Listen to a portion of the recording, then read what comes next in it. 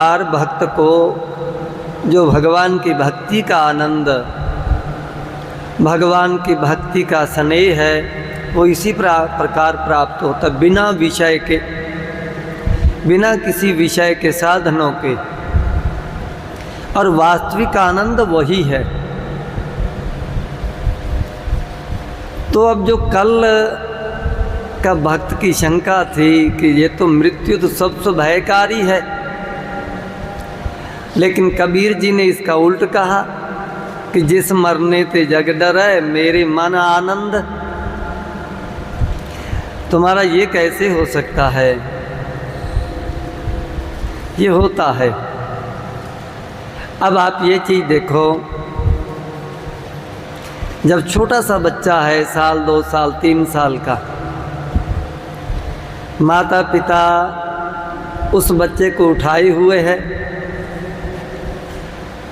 खेल रहे हैं। माता पिता उस बच्चे को ऊपर की तरफ उछाल देते हैं, ऊपर उछालते हैं। जब बच्चा नीचे की तरफ गिर रहा होता है तो उसको अपने हाथों में फिर ले लेते हैं।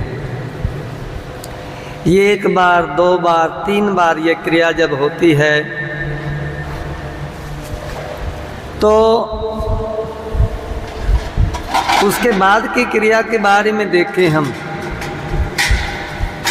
जब माता पिता अपने बच्चे को ऊपर की तरफ उछाल रहे हैं, उनको छोड़ दिया, हाथ पीछे कर लिए, तो क्या बच्चे के मन में भय होता है कि मैं गिर जाऊंगा? नहीं होता। बच्चे के मन में जरा सा भी भय नहीं होता। इसके विपरीत बच्चा उस उछालने का भी आनंद ले रहा है। बच्चा उस समय हंसने लगता है, क्योंकि उसको भरोसा होता है कि पिता ने मेरे को नीचे नहीं गिरने देना, मेरे को पकड़ लेना है। तो पिता उसी प्रकार करता है। जब बच्चा नीचे बराबर आता है तो पिता उसको पकड़ के अपनी गोद में ले लेता है, अपनी छाती से लगाता है। फिर से बच्चे को उछालते हैं, बच्चा फिर से हंसता है। तो क्या उस समय बच्चे को भय है? बच्चे को भय नहीं, जरा सा भी। उसको पता है कि मेरे पिता मेरे को गिरने नहीं देंगे। इसी प्रकार भक्त का भगवान पर भरोसा होता है। अब जो कबीर जी कह रहे हैं कि जिस मरने ते जग डरै मेरी मन आनंद,